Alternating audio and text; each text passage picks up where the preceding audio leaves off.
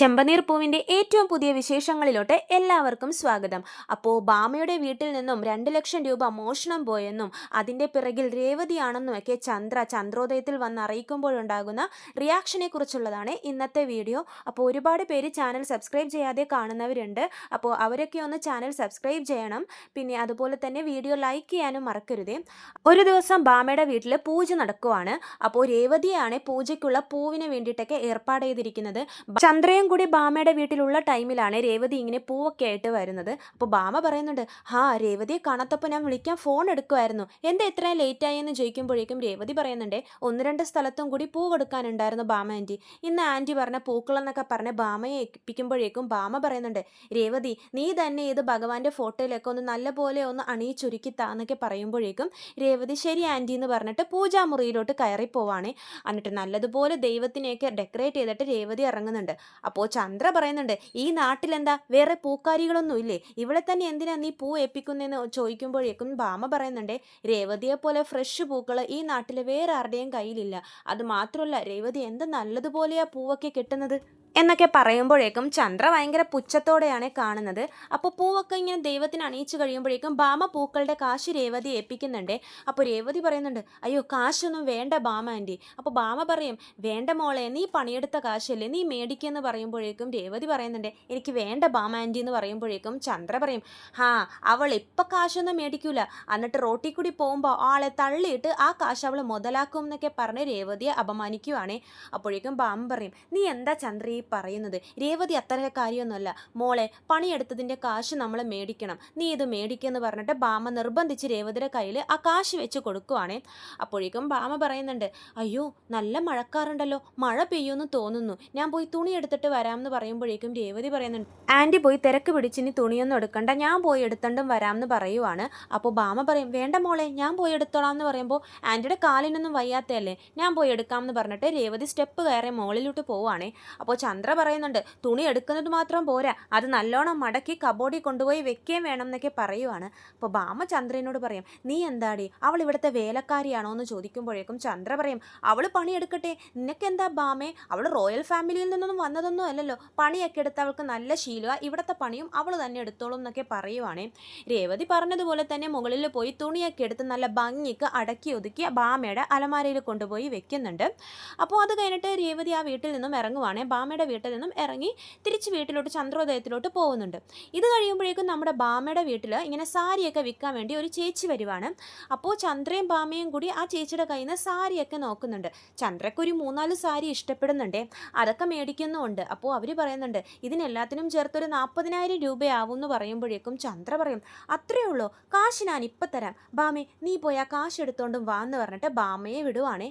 ബാമ അപ്പോൾ ആ ശരി ചന്ദ്രയെന്ന് പറഞ്ഞ് മുറി പോയി അലമാര തുറന്ന് തുണിയുടെ ഇടയിൽ നോക്കുമ്പോഴേക്കും ആ കാശൊന്നും കാണുന്നില്ലേ. ബാമക്ക് ഇങ്ങനെ പേടിയാവും, അയ്യോ ഞാൻ ഇവിടെയല്ലേ ഈ കാശ് വെച്ചത്, ഇതെവിടെ പോയി. എന്നിട്ട് ബാക്കിയുള്ള സ്ഥലവും കൂടി നോക്കുന്നുണ്ടേ, അവിടെ ഒന്നുമില്ല. അപ്പോൾ പറയും, ഞാൻ ഈ വിവരം എങ്ങനെ ചന്ദ്രനോട് അറിയിക്കും. അപ്പോൾ ചന്ദ്ര വിളിക്കുന്നുണ്ട്, എത്ര നേരമായി ഈ ബാമ മുറിയിലോട്ട് പോയിട്ട്, ബാമേ എവിടെ, കാശ് എവിടെ, ബാമേ എന്ന് പറഞ്ഞ് വിളിച്ച് കൂവുന്നുണ്ടേ. അപ്പോൾ ബാമ പറയും, ചന്ദ്രയെ നീ ഒന്ന് ഇങ്ങോട്ടേക്ക് വന്നേന്ന് പറഞ്ഞ് മുറിയിലോട്ട് വിളിക്കുവാണേ ചന്ദ്രയെ. എന്നിട്ട് പറയുന്നുണ്ട്, ചന്ദ്രയെ അലമാരിയിൽ വെച്ച കാശ് കാണാനില്ല എന്ന് പറയുവാണ്. അപ്പോൾ തന്നെ ചന്ദ്രക്കത് ഭയങ്കര ഷോക്കാവേ, ബാമേ നീ എന്താ ഈ പറയുന്നത്, കാശ് കാണാനില്ലെന്നോ, നീ മര്യാദക്ക് നോക്കിയോ എന്ന് പറഞ്ഞിട്ട് ചന്ദ്ര പോയി അലമാരയുടെ ഉള്ളിലൊക്കെ നോക്കുന്നുണ്ടേ. അപ്പോൾ അവിടെയൊന്നും കാശില്ല. അപ്പോൾ ചന്ദ്ര പറയും, അയ്യോ അവർ പുറത്ത് വെയിറ്റ് ചെയ്യുക, എന്താ ബാമേത്, നീ വല്ല ആവശ്യത്തിനും എടുത്തായിരുന്നു കാശ്, എനിക്കെന്താ ആവശ്യം ചന്ദ്രേ, ഞാൻ ഇവിടെ തന്നെയാണ് ഈ കാശ് വെച്ചതെന്ന് പറയുമ്പോൾ ചന്ദ്ര അലമാര ഫുള്ള് മരിച്ചു പെറുക്കുവാണേ. അവിടെയൊന്നും കാശിൻ്റെ ഒരു പൊടി പോലും ഇല്ല. അപ്പോൾ ചന്ദ്ര എന്ത് ചെയ്യുന്നു വെച്ചാൽ ഈ തുണി വിൽക്കുന്ന ചേച്ചിയോട്, ചേച്ചി വേറൊരു ദിവസം വാ, അപ്പോൾ ഞാൻ എന്തായാലും ഈ സാരിയൊക്കെ മേടിക്കാം, ഇപ്പോൾ ഞാൻ എടുത്തു വെച്ച കാശ് ബാമ എന്തോ ഒരു ആവശ്യത്തിന് എടുത്ത് ചിലവാക്കി, അതുകൊണ്ട് ഇപ്പോൾ തരാൻ കാശില്ല, വേറൊരു ദിവസം വാ എന്ന് പറയുമ്പോൾ ആ ചേച്ചി പറയും, എന്നാൽ ഈ സാരി ഇവിടെ ഇരിക്കട്ടെ, കാശ് പിന്നെ തന്നാൽ മതി എന്ന് പറയുവാണ്. അപ്പോൾ ചന്ദ്ര പറയും, അതൊന്നും ശരിയാവില്ല, കാശില്ലാതെ ഞാനൊരു സാധനവും മേടിക്കത്തില്ല, നിങ്ങൾ എന്തായാലും പിന്നീട് വാ ഞാൻ മേടിക്കാം എന്നൊക്കെ പറഞ്ഞ് ആ ചേച്ചിയെ പറഞ്ഞേക്കുവാണേ. എന്നിട്ട് ചന്ദ്ര ഇങ്ങനെ ദേഷ്യത്തിൽ നിൽക്കുവാണ്. അപ്പോൾ ഭാമ പറയും, ചന്ദ്രേ ആ കാശ് എവിടെ പോയി? അപ്പോൾ ചന്ദ്ര ചോദിക്കുന്നുണ്ട്, അത് തന്നെയാണ് ഞാൻ നിന്നോടും ചോദിക്കുന്നത്, നീ എന്തെങ്കിലും ആവശ്യത്തിന് എടുത്തായിരുന്നോ ഭാമേ, ഒന്ന് ഓർത്ത് നോക്കുമെന്ന് പറയുമ്പോഴേക്കും ഭാമ പറയും, എനിക്ക് എന്താ ആവശ്യമാണ് ചന്ദ്രേ? അപ്പോൾ ചന്ദ്ര പറയുന്നുണ്ട്, ഈ വീട്ടിൽ വേറെ ആരെങ്കിലും വന്നായിരുന്നോ? അപ്പോൾ ഭാമ പറയും, ഈ വീട്ടിൽ വേറെ ആര് വരാനാ, ഞാനും നീയും മാത്രമല്ലേ ഇവിടെയുള്ളൂ, പിന്നെ വേറെ ആര് വരാനാന്ന് പറയുമ്പോഴേക്കും ചന്ദ്ര ഇങ്ങനെ ആലോചിച്ച് നിൽക്കുവാണേ. എന്നിട്ട് പെട്ടെന്ന് ദേഷ്യവും ഹരിശവും എല്ലാം കൂടി ഒന്നിച്ച് കയറുവാണ്. എന്നിട്ട് പറയുന്നുണ്ട്, വേറൊരാളിവിടെ വന്നായിരുന്നു, നീ അത് മറന്നോ? അപ്പോൾ ഭാമ പറയും, ആര്? ആ പൂ കെട്ടുന്നവള്. അപ്പോൾ ഭാമ പറയും, എന്താ ചന്ദ്ര നീ പറയുന്നത്? അവൾ തന്നെയാണ് ഈ പൈസ എടുത്തത്, അവളുടെ കുടുംബം തന്നെ ഒരു കള്ളന്മാരുടെ കുടുംബമാണ്, അപ്പോൾ ഈ പൈസ പോയതിൻ്റെയും പിറകിൽ അവൾ തന്നെയാണെന്ന് പറയുമ്പോഴേക്കും ഭാമ പറയുന്നുണ്ട്, ചന്ദ്രേ രേവതിയെ പറ്റി ഇങ്ങനെ മോശമൊന്നും പറയില്ലേ, അവൾ നിന്റെ മരുമോളാ, അവൾ ഒരിക്കലും അങ്ങനെ ചെയ്യില്ല എന്ന് പറയുമ്പോൾ ചന്ദ്ര സമ്മതിക്കുന്നില്ലേ, അവൾ തന്നെയായി പൈസ അടിച്ചു മാറ്റിയത്, എനിക്കുറപ്പാന്ന് പറയുമ്പോഴേക്കും ഭാമ പറയുന്നുണ്ട്, അത് അർഹതയില്ലാത്ത കാശല്ലേ ചന്ദ്രേ, അതെങ്ങനെയോ പോയി, അതങ്ങനെ അതിന് രേവതിയെ കുറ്റപ്പെടുത്തല്ലേന്ന് പറയുമ്പോഴേക്കും ചന്ദ്ര വിട്ടുകൊടുക്കുന്നില്ലേ. ചന്ദ്ര പറയുന്നുണ്ട്, ഇതിൻ്റെ പുറകിൽ രേവതി തന്നെയാ, അവക്കിട്ട് ഞാൻ വെച്ചിട്ടുണ്ടെന്നൊക്കെ പറയുവാണ്. ഞാൻ പൂ മേടിച്ച കാശ് പോലും അവൾക്ക് കൊടുത്തിട്ട് മേടിക്കുന്നുണ്ടായിരുന്നില്ല, നിർബന്ധിച്ചാ ഞാൻ കൊടുത്തത്, അങ്ങനെയുള്ള രേവതിയെ പറ്റി ഇങ്ങനെയൊന്നും പറയല്ലേ എന്ന് പറയുമ്പോഴേക്കും ചന്ദ്ര പറയുന്നുണ്ടേ, അവൾ എങ്ങനെ ആ കാശ് മേടിക്കാനാ, അതിലും വലിയ തുക ഈ വീട്ടിൽ കണ്ടുവെച്ചിട്ടല്ലേ അവൾ വന്നത്, അവളുടെ അനിയന് വേണ്ടി ഒരുപാട് ലക്ഷം രൂപ, 5 ലക്ഷം രൂപയാണ് ചിലവായത്, എവിടെന്നെങ്കിലും കടം മേടിച്ചതായിരിക്കും, അവർക്ക് തിരിച്ചു കൊടുക്കണ്ടേ, അതിന് വേണ്ടിയിട്ടായിരിക്കും ഈ 2 ലക്ഷം എടുത്തോണ്ടും പോയതെന്നൊക്കെ പറയുമ്പോഴേക്കും ഭാമ പറയുന്നുണ്ട്, അതിന് രേവതിക്ക് അറിയില്ലല്ലോ ഈ വീട്ടിൽ 2 ലക്ഷം ഉള്ളത്, എൻ്റെ ഭാമേ ആ വക്കീൽ സച്ചിനോട് പറഞ്ഞിട്ടുണ്ട് എനിക്കിങ്ങനെ 2 ലക്ഷം രൂപ തന്ന കാര്യം, ഇതൊക്കെ ഇവർ നേരത്തെ പ്ലാൻ കൂട്ടി ചെയ്തതാ, അതിൻ്റെ ഇടയിൽ നീ പൂ വേണം എന്ന് പറഞ്ഞ് അവളെ വിളിച്ചപ്പോഴേക്കും അവൾ അത് മുതലാക്കി ഈ സാഹചര്യം എന്നൊക്കെ പറയുന്നുണ്ട്. അപ്പോൾ ഭാമ പറയുന്നുണ്ട്, സച്ചി അങ്ങനെ അറിഞ്ഞിരുന്നെങ്കിൽ അത് ആദ്യം പോയി രവീന്ദ്രനോട് പറയുമായിരുന്നില്ലേ. അപ്പോൾ ചന്ദ്ര പറയും, ഇപ്പം അവർക്ക് പൈസയുടെ അത്യാവശ്യമുണ്ട്, അതാണ് അവർ ഇങ്ങനെയൊക്കെ ചെയ്തത്, ഇത് ഞാൻ വെറുതെ വിടില്ല എന്ന് പറയുമ്പോഴേക്കും ഭാമ പറയുന്നുണ്ട്, രേവതി അല്ല ചന്ദ്രേ, രേവതി നല്ല സത്യസന്ധത ഉള്ളവളാണ്, അവൾ ഇങ്ങനെയൊന്നും ചെയ്യില്ല എന്ന് പറയുമ്പോഴേക്കും ചന്ദ്ര പറയുന്നുണ്ട്, നീ ഇനി കൂടുതലൊന്നും പറയണ്ട, നീ ഇപ്പം തന്നെ അവളെ വിളിച്ചിട്ട് ആ പൈസ എവിടെയെന്ന് ചോദിക്കുമെന്ന് പറയുമ്പോഴേക്കും ഭാമ പറയുന്നുണ്ട്, രേവതിയെ വിളിച്ച് ഞാൻ ഒരിക്കലും അങ്ങനെ ചോദിക്കില്ല എന്ന് പറയുമ്പോഴേക്കും ചന്ദ്ര പറയുവാണേ, എന്നാൽ ശരി വീട്ടിൽ പോയിട്ട് ഞാൻ നിനക്ക് മിസ് കോൾ അടിക്കാം, അപ്പോൾ ഞാൻ പറയുന്നത് പോലെയൊക്കെ നീ സംസാരിച്ചാൽ മതി കേട്ടല്ലോ, ഞാൻ മിസ് കോൾ അടിക്കുന്ന ടൈമിൽ നീ എന്നെ തിരിച്ചു വിളിക്കണം, ബാക്കി കാര്യങ്ങൾ ഞാൻ നോക്കിക്കോളാം എന്ന് പറഞ്ഞിട്ട് ചന്ദ്ര ഭാമയുടെ വീട്ടിൽ നിന്നും ഇറങ്ങുവാണ്. വീട്ടിലെത്തിയിട്ട് ഒന്നും അറിയാത്ത പോലെ ചന്ദ്ര രേവതിയോട് കോഫി എടുത്തുകൊണ്ട് വരാൻ പറയുവാണേ. രേവതി അടുക്കളയിലോട്ട് പോകുന്ന ടൈമിൽ ചന്ദ്ര ഭാമക്ക് മിസ് കോൾ അടിക്കുന്നുണ്ട്. മിസ് കോൾ അടിക്കുമ്പോഴേക്കും ഭാമക്ക് ടെൻഷനാവും, മിസ് കോൾ വന്നല്ലോ, ഇനി ഞാൻ ഇവളെ തിരിച്ചു വിളിച്ചിട്ട് എന്ത് പറയാനാന്നൊക്കെ ആലോചിച്ചിരിക്കുവാണ്, എന്തായാലും തിരിച്ചു വിളിക്കാമെന്ന് പറഞ്ഞിട്ട് ഭാമ വിളിക്കുവാണേ. അപ്പോഴേക്കും ഹോളിൽ എല്ലാവരും ഉണ്ടാവും, അതായത് സച്ചി, അതായത് ശ്രീകാന്ത്, വർഷ, അങ്ങനെ ഫാമിലിയിലുള്ള എല്ലാവരും ഉണ്ട് കേട്ടോ, ശ്രുതിയും എല്ലാവരും ഉണ്ട്. രേവതി കോഫിയും കൊണ്ട് വന്നിട്ട് ചന്ദ്രക്ക് കൊടുക്കുന്നുണ്ട്. അപ്പോഴാണ് ഈ ഭാമ വിളിക്കുന്നത്. ഭാമ വിളിക്കുന്നതും ചന്ദ്ര എളുപ്പം കോൾ എടുക്കുവാണ്. എന്താ ഭാമേ, എന്തിനാ വിളിച്ചെന്നൊക്കെ ചോദിക്കുന്നുണ്ട്. ഭാമ ഒന്നും മിണ്ടുന്നില്ല. ചന്ദ്രയാണെ അങ്ങോട്ടേക്ക് സംസാരിച്ചുകൊണ്ടേ ഇരിക്കുന്നത്. ഫോണിലായതുകൊണ്ട് ഭാമയുടെ ഭാഗം വേറെ ആരും കേൾക്കുന്നില്ലല്ലോ, ചന്ദ്ര പറയുന്നത് മാത്രമല്ലേ കേൾക്കുന്നത്. അപ്പോൾ ചന്ദ്ര ഇങ്ങനെ സംസാരിക്കുന്നുണ്ട്, എന്ത് 2 ലക്ഷം രൂപ കാണാനില്ലെന്നോ, എന്ത് അലമാരിലെ സ്വർണവും ബാക്കി കാശിയൊക്കെ ഉണ്ട്, 2 ലക്ഷം രൂപ മാത്രം മോഷണം പോയെന്നോ, ഇതെങ്ങനെയാ ഭാമേ, എനിക്ക് വിശ്വസിക്കാൻ പറ്റുന്നില്ലല്ലോ, ഞാൻ ഇത്രയും നേരം ആ വീട്ടിൽ ഉണ്ടായിരുന്നതല്ലേ എന്നൊക്കെ പറഞ്ഞ് ചന്ദ്ര ഭയങ്കര അഭിനയം കാഴ്ചവെക്കുവാണ്. എല്ലാവരും ഇങ്ങനെ ചന്ദ്രയുടെ സംസാരം തന്നെ കേട്ടോണ്ടിരിക്കുവാണ്. അപ്പോൾ ചന്ദ്ര ചോദിക്കുന്നുണ്ട്, അല്ല വീട്ടിൽ ആരെങ്കിലും വന്നായിരുന്നോ എന്നൊക്കെ ചന്ദ്ര അങ്ങോട്ട് ചോദിക്കുവാണ്. അപ്പോൾ ഭാമ പറയും, എൻ്റെ ചന്ദ്രേ ഞാൻ എന്താ ഈ പറയേണ്ടത്, നീ ഇതിൽ എന്നെയും കൂടി പെടുത്തുവാണല്ലോ എന്നൊക്കെ ഭാമ ചോദിക്കുന്നുണ്ട്. പക്ഷെ ചന്ദ്ര അതൊന്നും മൈൻഡ് ചെയ്യുന്നില്ല. ചന്ദ്രയുടെ സ്ക്രിപ്റ്റ് തയ്യാറാക്കിയ പോലെ തന്നെ സംസാരിക്കുവാണ്. ശ്രുതി ഇതൊക്കെ കേട്ടിട്ട് ഇങ്ങനെ ടെൻഷൻ അടിച്ചിരിക്കുവാണ്. ഈശ്വര, ഭാമ ആൻറ്റി എങ്ങാനും എൻ്റെ പേര് പറയോ, പക്ഷേ ഈ ആൻറ്റിയുടെ സംസാരം കേട്ട് ഒരു ഡ്രാമ കളിക്കുന്ന പോലെയുണ്ട്, എന്താകുമോ എന്തോന്നോർത്ത് ശ്രുതി ഇങ്ങനെ ടെൻഷൻ അടിച്ച് നിൽക്കുവാണേ. അപ്പോൾ ചന്ദ്ര ചോദിക്കുന്നുണ്ട്, എന്ത് രേവതി മാത്രം വന്നോളായിരുന്നെന്നോ? അപ്പോഴേക്കും രേവതിയുടെ മുഖമൊക്കെ മാറുന്നുണ്ട്. ശരിയാണ്, അവൾ മഴ പെയ്യാൻ പോകണമെന്ന് പറഞ്ഞിട്ട് മോളിൽ പോയി തുണിയൊക്കെ എടുത്ത് കബോർഡിൽ തുണി മടക്കി വെച്ചായിരുന്നു, അതിനിപ്പോൾ എന്താ കുഴപ്പം? അവൾ മാത്രം വന്നുള്ളൂ എന്നോ വീട്ടിൽ, അതിൻ്റെ പേരിൽ അവളാണ് ആ കാശ് എടുത്തതെന്നാണോ നീ പറയുന്നത് ഭാമയെന്ന് പറയുമ്പോഴേക്കും രവീന്ദ്രൻ ചാടി ഇരുന്നിട്ട് ചോദിക്കുന്നുണ്ട്, എൻ്റെ ചന്ദ്രേ നീ എന്താ ഈ പറയുന്നത്? അപ്പോൾ ചന്ദ്ര പറയും, ഞാനല്ല ഭാമയാണ് അവിടെ നിന്ന് പറയുന്നതെന്നൊക്കെ പറയുന്നുണ്ട്. വീട്ടിൽ വേറെ ആരും വന്നിട്ടില്ല, രേവതിയാണ് അലമാര തുറന്ന് തുണി മടക്കി വെച്ചതെന്നാ ഭാമ പറയുന്നതെന്ന് പറയുമ്പോഴേക്കും സച്ചി ദേഷ്യത്തിൽ ചന്ദ്രയുടെ കയ്യിൽ നിന്ന് ഫോൺ തട്ടിപ്പറിച്ച് മേടിക്കുവാണേ. എന്നിട്ട് ചോദിക്കുന്നുണ്ട്, ഭാമ ആൻറ്റി എന്തൊക്കെയായി പറയുന്നതെന്ന് സച്ചി സംസാരിക്കുവാണ് ഭാമേനോട്. അതും നല്ല ദേഷ്യത്തിൽ പൊട്ടിത്തെറിച്ചോണ്ടാണ് രേവതിയാണേ ബാമേനോട് സംസാരിക്കുന്നത്. ബാമയ്ക്ക് എന്ത് തിരിച്ചു പറയണമെന്ന് അറിയാൻ പറ്റാത്ത അവസ്ഥയാണ്. സച്ചി അത് പിന്നെ പൈസ കാണാനില്ലെന്ന് ബാമ പരങ്ങി പറയുന്നുണ്ട്. അപ്പോൾ സച്ചി പറയുന്നുണ്ട്, പൈസ കാണാനില്ലെങ്കിൽ സ്റ്റേഷനിൽ പോയി കംപ്ലൈൻറ്റ് കൊടുക്കണം, അല്ലാതെ രേവതിയാണോ സംശയിക്കേണ്ടത്? രേവതി അങ്ങൊന്നും അത്തരക്കാരിയല്ല, ബാമാൻറ്റിക്കും അത് അറിയാവുന്നതല്ലേ, വെറുതെ എൻ്റെ രേവതിയെ സംശയിക്കാൻ നിൽക്കരുതെന്ന് പറഞ്ഞിട്ട് സച്ചി ഭയങ്കരമായിട്ട് ദേഷ്യപ്പെടുന്നുണ്ട്. പോലീസ് സ്റ്റേഷനിൽ പോയി കംപ്ലൈൻറ്റ് കൊടുക്ക്, ഞങ്ങളും വരാം അങ്ങോട്ടേക്ക്, ബാമാൻറ്റി പേടിക്കണ്ട, നേരെ സ്റ്റേഷനിലോട്ട് പോകും, ഞാനിപ്പോൾ തന്നെ ഇവിടെ നിന്ന് ഇറങ്ങാം എന്നൊക്കെ പറഞ്ഞിട്ട് സച്ചി കോള് കട്ട് ചെയ്യുവാണ്. സ്റ്റേഷനിൽ പോയി കംപ്ലൈൻറ്റ് കൊടുക്കുന്ന കാര്യം പറയുമ്പോഴേക്കും ചന്ദ്രയുടെയും ശ്രുതിയുടെയും മുഖമൊക്കെ അങ്ങോട്ട് മാറുവാണ്. കാരണം സത്യാവസ്ഥയൊക്കെ പുറത്തു വരുമല്ലോ. രേവതിയാണെങ്കിൽ പൊട്ടിക്കരയുവാണ്. അപ്പോൾ ശ്രീകാന്ത് വന്ന് ചോദിക്കുന്നുണ്ട്, സച്ചിയേട്ടാ ബാമാൻറ്റി എന്താ പറഞ്ഞത്?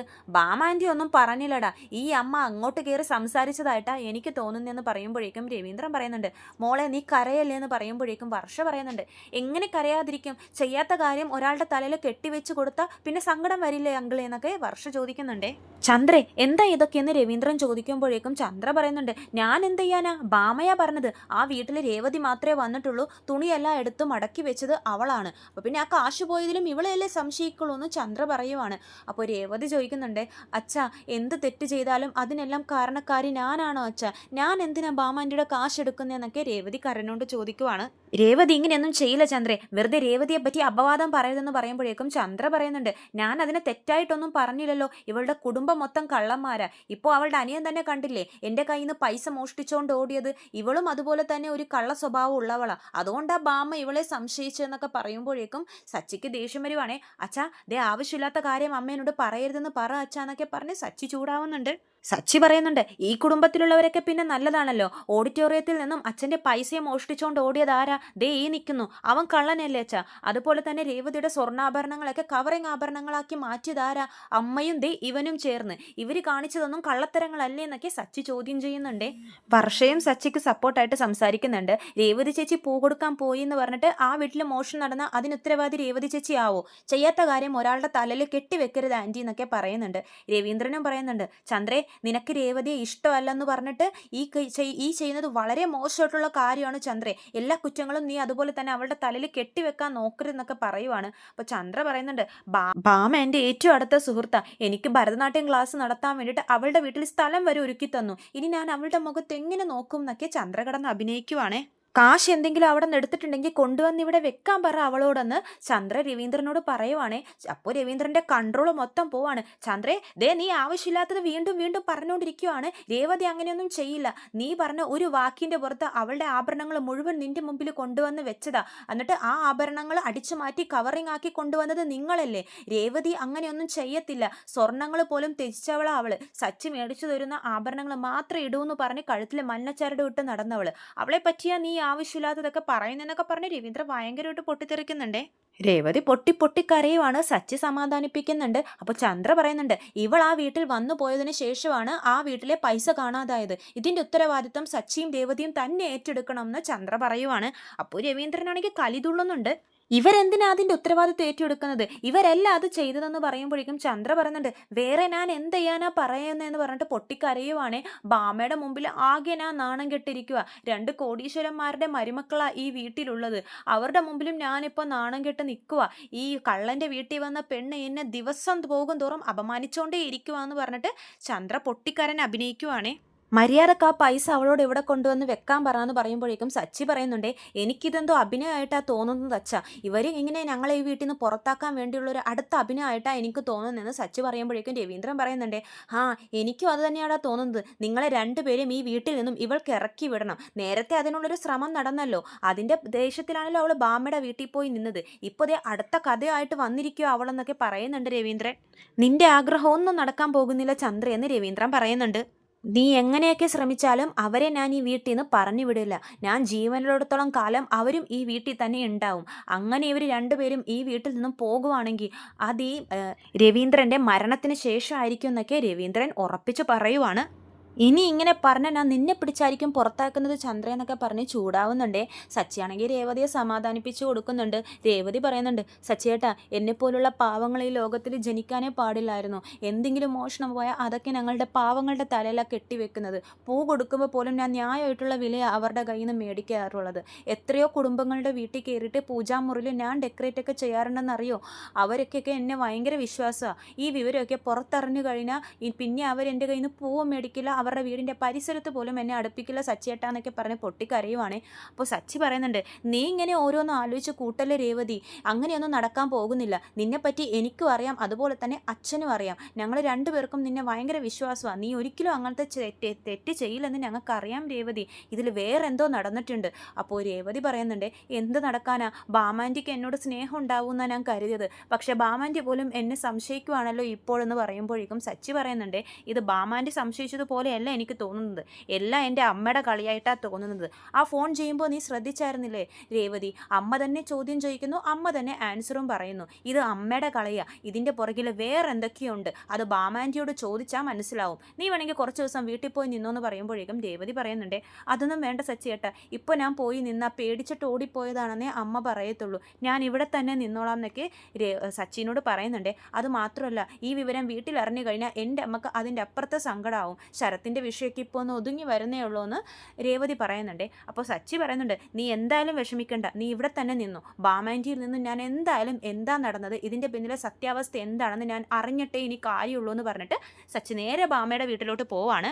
ബാമ സച്ചിയെ കാണുന്നതും വല്ലാതെ ആവുകയാണേ. സച്ചി പറയുന്നുണ്ട്, ബാമാൻറ്റി എന്താ എന്നെ അകത്തോട്ടൊന്നും വിളിക്കുന്നില്ലേ? അപ്പോൾ ബാമ പറയും, സച്ചി വാ ഇരിക്കുന്നൊക്കെ പറഞ്ഞ് അകത്തോട്ട് ഇരുത്തുന്നുണ്ട്. ബാമയാണെങ്കിൽ ആകെ വല്ലാതിരിക്കുവാണേ. അപ്പോൾ സച്ചി പറയുന്നുണ്ട്, വീട്ടിൽ നടന്നതൊക്കെ ആൻറ്റിയും അറിഞ്ഞിട്ടുണ്ടാവുമല്ലോ. അവിടെ അമ്മയാണെങ്കിൽ രേവതിയെ കുറ്റവാളിയാക്കിക്കൊണ്ടിരിക്കുക. ആൻറ്റിക്ക് തോന്നുന്നുണ്ടോ രേവതി അങ്ങനെയൊക്കെ ചെയ്യുമെന്ന് ചോദിക്കുമ്പോഴേക്കും ബാമ പറയുന്നുണ്ട്, മോനെ അത് പിന്നെ ഞാൻ അല്ല ആൻറ്റി, അമ്മ എന്തൊക്കെ പറഞ്ഞാലും രേവതി സഹിക്കും. പക്ഷേ ബാമാൻറ്റി എന്ന് പറഞ്ഞാൽ അവൾക്ക് ജീവനാ. ബാമാൻറ്റിയെങ്കിലും അവളോട് ഇത്തിരിയെങ്കിലും സ്നേഹം കാണിക്കുന്നുണ്ടല്ലോ എന്നോർത്ത് അവൾ സമാധാനിച്ചിരിക്കുമായിരുന്നു. ഇപ്പോൾ ബാമാൻറ്റി തന്നെ അവളെ കള്ളിയാക്കിയപ്പോൾ അവൾക്കത് സഹിക്കാൻ പറ്റുന്നില്ല എന്നൊക്കെ പറയുമ്പോഴേക്കും ബാമക്കും അത് ഭയങ്കര സങ്കടമാവുകയാണ്. ബാമയുടെ കണ്ണൊക്കെ നിറയുന്നുണ്ട്. അപ്പോൾ സച്ചി പറയും, ആൻറ്റി എന്തിനാ കരയുന്നത്, അവിടെ ഇരുന്ന് രേവതി കരച്ചിലോട് കരച്ചില്ല. ഇവിടെ ബാം ആൻറ്റിയും അവൾ എന്തെങ്കിലും ചെയ്യുമോ എന്നൊക്കെ പേടി എനിക്കുണ്ട്. അങ്ങനെ ചെയ്തു കഴിഞ്ഞാൽ ആൻറ്റിക്ക് സമാധാനമായിട്ട് ഇവിടെ ജീവിക്കാൻ പറ്റുമോ എന്നൊക്കെ ചോദിക്കുന്നുണ്ട്. അപ്പോൾ ബാമ പറയും, മോനെ ഞാൻ രേവതിയെ ഒന്നും പറഞ്ഞിട്ടില്ല, രേവതി അങ്ങനെയൊന്നും ചെയ്യില്ല എന്ന് എനിക്ക് നല്ലതുപോലെ അറിയാം. അവൾ നല്ല അധ്വാനിച്ച് ജീവിക്കുന്നവളാണ്, അവൾ ഒരിക്കലും എങ്ങനെ ചെയ്യില്ല. അപ്പോൾ സച്ചി പറയും, അല്ല അപ്പോൾ അമ്മ പറഞ്ഞായിരുന്നു, ഫോണിൽ ആൻറ്റി തന്നെയല്ലേ സംസാരിച്ചത്, ആൻറ്റി അങ്ങനെ പറഞ്ഞു എന്നാണല്ലോ അമ്മ പറഞ്ഞതെന്നൊക്കെ പറയുമ്പോഴേക്കും ബാമ ഒന്നും മിണ്ടാതിരിക്കുവാണേ. അപ്പോൾ സച്ചി പറയുന്നുണ്ട്, ആൻറ്റി ചെറുപ്പത്തിൽ അമ്മ എന്നെ അകറ്റി നിർത്തിയപ്പോഴും എന്നോട് സ്നേഹം കാണിച്ചത് ബാമാൻറ്റിയാ. എന്നോട് സത്യം പറ ആൻറ്റി, എന്താ സംഭവിച്ചത്, ആ പൈസ എവിടെ പോയി, വാ നമുക്ക് സ്റ്റേഷനിൽ പോയി കംപ്ലൈൻറ്റ് കൊടുക്കാം. ആൻറ്റിക്ക് സംശയമുള്ളവരുടെ പേര് മൊത്തം പറഞ്ഞു, രേവതിയുടെ പേരും പറഞ്ഞു. രേവതി തെറ്റ് ചെയ്തിട്ടുണ്ടെങ്കിൽ ശിക്ഷിക്കപ്പെടണം, ആളെ കണ്ടുപിടിക്കണം. ആൻറ്റിയുടെ മോൻ കഷ്ടപ്പെട്ട് അവിടെ നിന്നും കൂട്ടിവെച്ച് അയക്കുന്ന പൈസയല്ലേ ആൻറ്റി അതിവിടെ സൂക്ഷിച്ചു വെച്ചത്, അതാ മോഷണം പോയിരിക്കുന്നത്. വാ നമുക്ക് ഇപ്പം തന്നെ പോയി കംപ്ലൈൻറ്റ് കൊടുക്കാം എന്ന് പറയുമ്പോൾ ബാമ ആകെ പരിഭ്രാന്തിയിലായിരിക്കുവാണേ. ബാമ പറയുന്നുണ്ട്, സച്ചി അത് പിന്നെ. അപ്പോൾ സച്ചി ചോദിക്കും, എന്താ ആൻറ്റി കംപ്ലൈൻറ്റ് കൊടുക്കണ്ടേ? സച്ചി അതെൻ്റെ കാശല്ല എന്ന് പറയുവാണ്. അപ്പോൾ സച്ചി പറയും, ആൻറ്റിയുടെ കാശല്ലേ, പിന്നെ അത് ആരുടെ കാശാന്ന് ചോദിക്കുമ്പോൾ ബാമ ഒന്നും മിണ്ടാതെ നിൽക്കുവാണേ. അപ്പോൾ സച്ചി പറയും, വക്കീലെങ്ങാനും ഇവിടെ വന്നായിരുന്നോ എന്ന് ചോദിക്കുമ്പോഴേക്കും ബാമ പിന്നെ അങ്ങോട്ട് നടന്ന സത്യങ്ങളൊക്കെ വിളിച്ച് പറയുവാണേ. സത്യങ്ങൾ മനസ്സിലാക്കിയ സച്ചി ഇങ്ങനെ ദേഷ്യത്തിൽ നിൽക്കുവാണ്. ഹോ, ഞാൻ ഓർത്തു ഈ അമ്മ എന്താ ഇത്ര പെട്ടെന്ന് കേസ് പിൻവലിച്ചെന്ന്. 2 ലക്ഷം കയ്യിൽ വെച്ചിട്ടാണല്ലേ അമ്മ കേസ് പിൻവലിച്ചത്, ഇത് കൊള്ളാം എന്ന് പറയുമ്പോഴേക്കും ബാമ പറയുന്നുണ്ട്, മോനെ ചന്ദ്ര എൻ്റെ 30 വർഷത്തെ സുഹൃത്താ, അവളോട് ഞാനാണ് ഇത് പറഞ്ഞതെന്നൊന്നും പറയരുതെന്ന് പറയുമ്പോൾ സച്ചി പറയുന്നുണ്ട്, ഞാൻ പറയില്ല ആൻറ്റി, ആൻറ്റി പേടിക്കണ്ടെന്ന് പറഞ്ഞിട്ട് സച്ചി നേരെ വീട്ടിൽ പോയിട്ട് ചന്ദ്രയുടെ കള്ളത്തരൊക്കെ എക്സ്പോസ് ചെയ്യുവാണേ.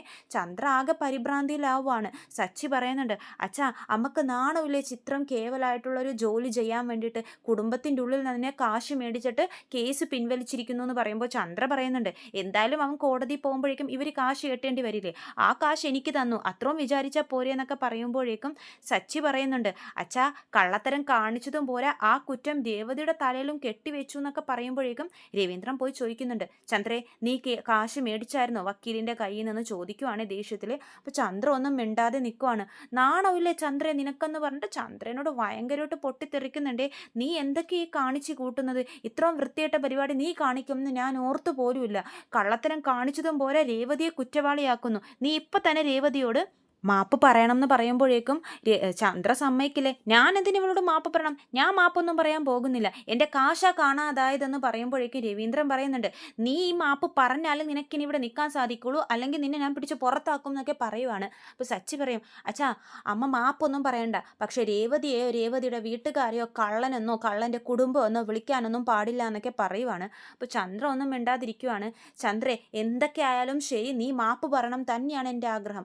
അത് മാത്രമല്ല, ഇവരുടെ കയ്യിൽ നിന്നും 5 ലക്ഷം രൂപയാ ഈ കേസിന്റെ പുറകെ പോയി ചെലവായത്. എല്ലാത്തിനും കാരണം നീയാ. നീ ആ കേസ് കൊടുത്തത് കൊണ്ടാ സച്ചിയുടെയും രേവതിയുടെയും കയ്യിൽ നിന്നും 5 ലക്ഷം പോയത്. ആ 5 ലക്ഷം നീ തന്നെ ഇവർക്ക് തിരിച്ചു കൊടുക്കണം, അല്ലെങ്കിൽ ഈ രവീന്ദ്രന്റെ തനി സ്വഭാവം നീ കാണും എന്നൊക്കെ പറഞ്ഞിട്ട് ഭയങ്കര നാടകീയമായിട്ടുള്ള മുഹൂർത്തങ്ങളാണ് ചന്ദ്രോദയത്തിൽ സംഭവിക്കുന്നത്. അപ്പോൾ കൂടുതൽ വിശേഷങ്ങൾ ഞാൻ എൻ്റെ ചാനലിലൂടെ അടുത്ത വീഡിയോയിലൂടെ അപ്ലോഡ് ചെയ്യുന്നതാണ്. ചാനൽ സബ്സ്ക്രൈബ് ചെയ്യാത്തവർ സബ്സ്ക്രൈബ് ചെയ്യണം. വീഡിയോ ഇഷ്ടമായെങ്കിൽ ലൈക്ക് ചെയ്യാനും മറക്കരുത്. എല്ലാവർക്കും നന്ദി.